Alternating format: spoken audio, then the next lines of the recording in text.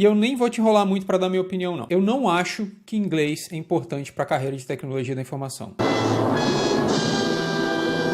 Oi mundo, tudo bem com vocês? O vídeo de hoje vem de sugestão de um dos seguidores aqui do canal. O Antônio Carlos Diniz fez a seguinte sugestão. Poderia fazer um vídeo falando do nível de inglês que um dev precisa ter para trabalhar numa vaga assim remoto? Esse comentário ele deixou no vídeo que eu contei um pouco mais sobre a minha história profissional e lá eu mencionei que eu trabalho remoto atualmente. E aí ele continua, conta sua história com o aprendizado do idioma, sempre acompanho seus vídeos aqui, sempre muito bem explicado, valeu. Antônio, eu que agradeço, valeu você por seguir o canal e pelas palavras gentis aqui também. Espero que realmente o conteúdo esteja agregando e acrescentando aí no seu dia a dia, na sua caminhada. Agora, indo para a pergunta aqui do Antônio, eu vou começar justamente por essa parte da história com o aprendizado do idioma. Eu acho que a minha história ela é bem tradicional. A única questão um pouquinho diferente é que eu tive um despertar, né, uma curiosidade muito grande com essa questão de idioma quando eu era bem novo. Eu lembro até hoje, num determinado domingo, a minha família foi à igreja onde a gente costumava ir aos finais de semana e chegando lá tinha um grupo de americanos. Quando eu vi aquela gente falando de um jeito que eu não entendia e aí uma outra pessoa, brasileiro, ouvia e traduzia para aquilo que eu entendia, a minha cabeça explodiu.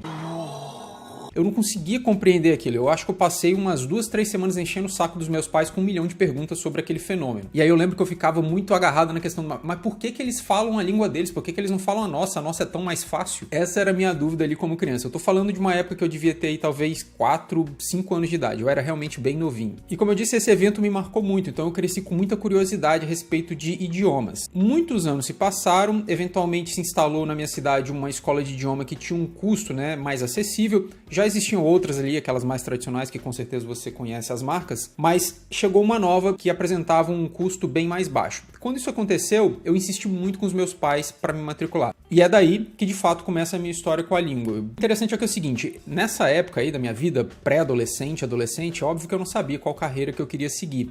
Mas eu tinha a sensação, e eu acredito que os meus pais também, de que sem importar muito qual seria essa carreira futura, o inglês seria importante. Então eu acredito realmente que ter feito um curso formal, né, ter feito um curso de inglês, para mim fez muito sentido, porque eu acho que correspondeu talvez aí uns 70, 75% de tudo que eu aprendi. Agora veja, realmente isso não é tudo. Eu só cheguei no nível de fluência, poder engajar num diálogo em inglês de muitos minutos, de muitas horas, de fazer call, de escrever e-mails, de escrever até mesmo artigos em inglês, num segundo momento, quando eu comecei a entender como que isso tinha que ser aplicado na minha carreira. E o meu caminho para isso foi certificação. Eu também já falei naquele outro vídeo que o Antônio comentou. Inicialmente eu comecei como engenheiro de redes e dentro desse mundo de infraestrutura, né, de redes de computadores, existe um apreço muito grande por certificações. E em sua grande maioria, acho que mais de 95%, essas certificações são oferecidas em língua inglesa. Sabendo disso, o que eu fiz? Todo o material que eu comecei a consumir para me preparar para algumas provas de certificação já foram em inglês. E foi aí que veio o choque de realidade, porque eu achava que eu sabia inglês pra caramba, né, com o curso que eu fiz. The book is on the table. Cara, eu sabia, mas estava muito longe de ser o suficiente para pegar um livro de 700 páginas e ler ele completo. Nessa época aí eu lembro que eu remei muito, eu tinha que ficar com um dicionáriozinho do lado, eu grifava, circulava, fazia vários comentários em várias palavras que eu não entendia, que eu não sabia. Muitas frases, muitos parágrafos inteiros, eu tinha que ler 3, 4, 5 vezes para conseguir extrair o sentido, mas foi esse processo aí de leitura forçada e uma leitura até técnica que realmente me tirou de um estado medíocre, digamos assim, mais ou menos, e me levou para um entendimento, né? Ampliou muito meu leque de palavras que eu aprendi, que eu sabia usar agora dentro do meu diálogo, dentro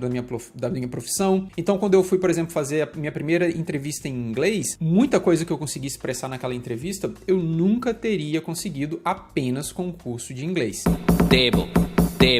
E aí, eventualmente, quando eu de fato comecei a trabalhar em empresas que tinham funcionários fora do Brasil e ter que entrar em calls e escrever e-mails e escrever análise de causa raiz de problema e conversar com um desenvolvedor que está lá na Índia, etc. Quando isso aí virou realmente parte do meu dia, foi mais um salto de conhecimento e de domínio da língua. Então, foram etapas que foram se construindo, mas todas elas começaram com uma formação básica que eu adquiri lá dentro do curso. Então, para resumir, é o seguinte, eu diria que um curso de inglês ajuda pra caramba, seja ele presencial ou online, eu acho que isso não é tão importante, mas por melhor que seja esse curso, por mais dedicado que você seja dentro desse curso, não vai ser o suficiente. Outras coisas paralelas que te engajam com a língua têm que existir. No meu caso foi o trabalho, mas também muito antes do trabalho tinha videogame que eu jogava pra caramba e alguns livros de ficção, né, não técnicos que eu também tentava consumir e ler, além de blogs, YouTube, vídeos, etc, etc. Todas essas coisas cooperaram muito para a construir, né, esse conhecimento e me levar à fluência em inglês. E é claro, o último passo sempre vai ser quando você realmente depende daquilo. Então, quando você se imerge naquela língua, seja porque você muda para um outro país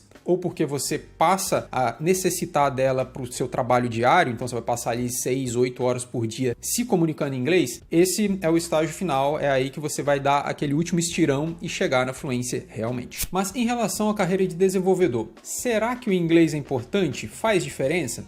Olha, eu vou até ampliar um pouco mais esse escopo, tá? Vou sair só de carreira de desenvolvedor, de desenvolvimento e ir para carreira de tecnologia da informação. Eu vi falando isso aqui no canal, a galera parece que às vezes esquece. TI é muito mais do que só desenvolvimento de código. Tem dados, tem infraestrutura, tem segurança da informação, tem gerência de projetos, enfim, tem muita coisa diferente dentro desse mundo que é a tecnologia da informação. E eu nem vou te enrolar muito para dar minha opinião, não. Eu não acho que inglês é importante para a carreira de tecnologia da informação.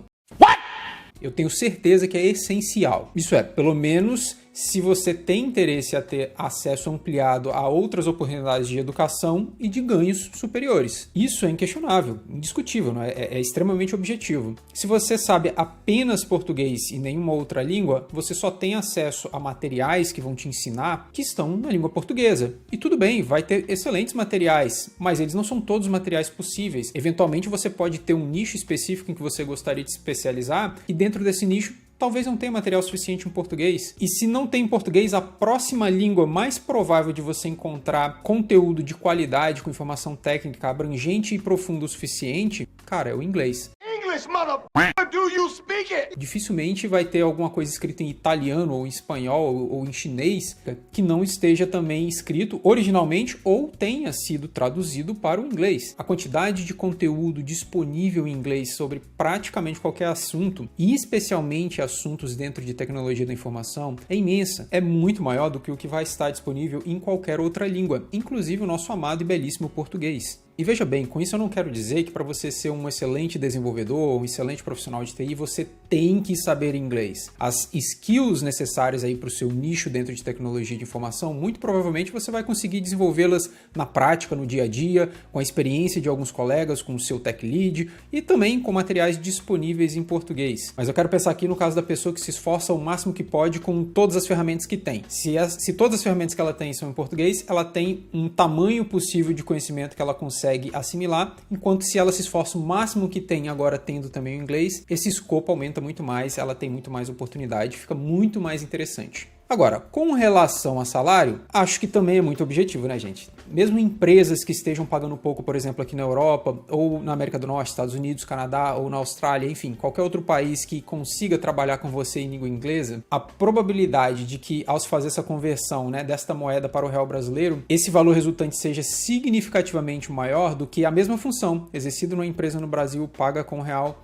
é muito grande. Nem é só eu que estou dizendo isso não. Vamos dar uma olhada no negócio aqui junto. Olha aqui comigo, eu estou aqui no Pesquisa Código Fonte, que foi a pesquisa salarial profissional que eles fizeram esse ano, em 2023. Então a gente tem aqui nessa seção média salarial por país. Essa média salarial está dada com os valores convertidos para real brasileiro, certo? Então, por exemplo, aqui em primeiro lugar aparece Portugal, não porque tem o maior salário, mas é porque a maior parte dos participantes moram fora do Brasil, moram em Portugal. Mas o dado importante aqui, o que eu quero te chamar a atenção, é para o valor. Olha como que os valores médios salariais aqui em outros países, e principalmente os países com língua inglesa, apresentam um valor bem interessante. Canadá, Irlanda, Estados Unidos, Reino Unido pagando quase 50 mil por mês, Nova Zelândia, Austrália, sem falar também em muitos outros países que, apesar de não ser de língua inglesa, com certeza, se contratasse um profissional remotamente, toparia trabalhar com esse profissional em inglês, né? O ponto aqui é que, como ter acesso a poder trabalhar falando inglês para outras empresas fora do país, pode te levar a um salário bem interessante. Para mais informações sobre essa questão de trabalhar remoto, tem um outro vídeo que vai estar aparecendo aqui em cima, que você pode visitar lá. A gente já até fez um comentário sobre quanto dá para ganhar trabalhando para fora aí do Brasil.